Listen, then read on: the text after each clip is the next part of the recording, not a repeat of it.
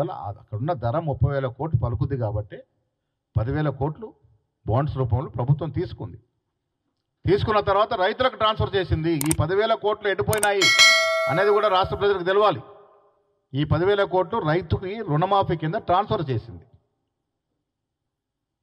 మీలాగా 10,000 కోట్లు తీసుకొని దుబారా చేసి విచ్చలవిడిగా అడ్డమైనడికి పంచే పరిస్థితి లేదు. రైతుల శ్రేయస్సు కొరకు దీన్ని బాండ్స్ రూపంలో తీసుకోవడం జరిగింది. దీనిలో కాంగ్రెస్ నాయకుడు కానీ అధికారిని ఒక చాక్లెట్ కూడా తీసుకునే పరిస్థితి. అడ్డం వచ్చినట్టుగా మాట్లాడుతూ ఉన్నారు. ఫారెస్ట్ గురించి మాట్లాడుతూ ఉన్నారు. ఇలా కేంద్ర కమిటీ చూసింది, అక్కడ చిన్న చిన్న బుషులు తప్ప అసలు ఫారెస్ట్ చెట్లు లేవనే మాట. ఏఐ టెక్నాలజీ వాడి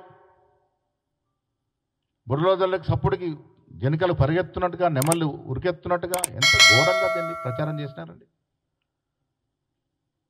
ఒక్కసారి వెనక్కి వెళ్లాల్సిన పరిస్థితి. ఇలా తెలంగాణ ప్రజలు టీఆర్ఎస్ పార్టీ యొక్క 10 ఏళ్ల పాలన ఒకసారి అర్థం చేసుకోవాలి.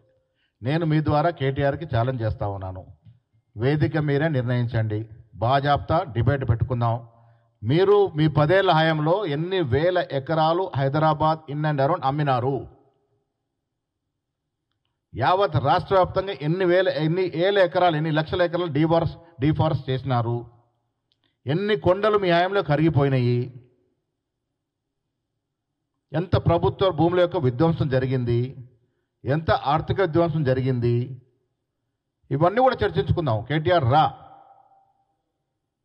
ఇలా సిబిఐ విచారణ అడుగుతా ఉన్నాం. నీ మీద సిబిఐ విచారణ వేయాల్సిన అవసరం ఉంది. ఇవాళ యథేచ్ఛగా 10 ఏళ్ళు రాష్ట్ర యొక్క ఖజానాను దోపిడీ చేసిన మీ కుటుంబం.